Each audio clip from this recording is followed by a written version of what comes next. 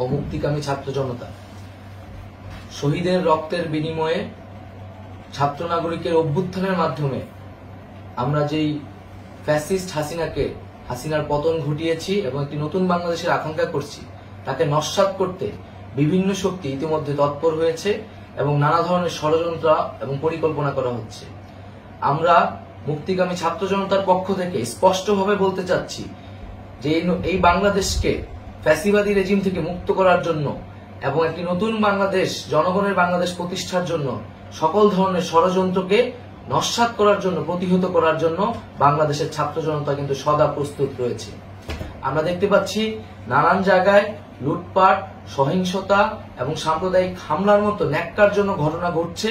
আমরা এর তীব্র নিন্দা জানাচ্ছি এবং আমরা মুক্তিকামী ছাত্র জনতার প্রতি আহ্বান জানাচ্ছি যে এই ধরনের ঘটনাকে প্রতিহত করার জন্য আমাদেরকে প্রস্তুত থাকতে হবে, আমাদেরকে দায়িত্ব নিতে হবে। কেউ যাতে এই আন্দোলনকে নস্যাৎ করার জন্য এই ধরনের ঘটনা ঘটানোর সুযোগ না পায়, সেদিকে আমাদের সদা সতর্ক থাকতে হবে।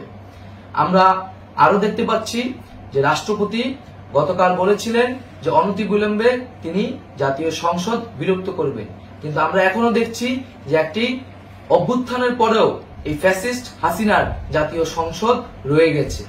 তাই আমরা ঘোষণা করছি যে আজ দুপুর ৩টার মধ্যে এই ফ্যাসিস্ট হাসিনার যে জাতীয় সংসদ, সেই সংসদের বিলুপ্তি ঘোষণা করতে হবে। যদি আজ বিকাল ৩টার মধ্যে এই জাতীয় সংসদের বিলুপ্তির ঘোষণা না আসে, তবে আমরা কঠোর কর্মসূচি দিতে বাধ্য থাকব। এছাড়া বন্ধুগণ, সবার জন্য আমরা জানাচ্ছি যে আমাদের যে অন্তর্বর্তীকালীন সরকারের কথা আমরা বলেছি, সেই সরকারের প্রধান উপদেষ্টার নাম আমরা ইতিমধ্যে ঘোষণা করেছি এবং এই সরকারের অন্যান্য উপদেষ্টা সহ সামগ্রিক রূপরেখা আমাদের প্রস্তুত রয়েছে। আমরা খুব শীঘ্রই সেই রূপরেখাটি জাতির সামনে উপস্থাপন করব।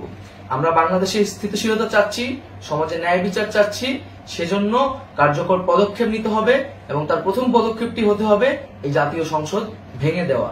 এবং সবার প্রতি আহ্বান থাকবে, আপনারা শান্তিপূর্ণভাবে অবস্থান রাখুন, শান্তিপূর্ণভাবে এবং অহিংসভাবে, এবং সকল পরিকল্পনাকে, ষড়যন্ত্রকে নস্যাৎ করার জন্য সদা সতর্ক থাকুন।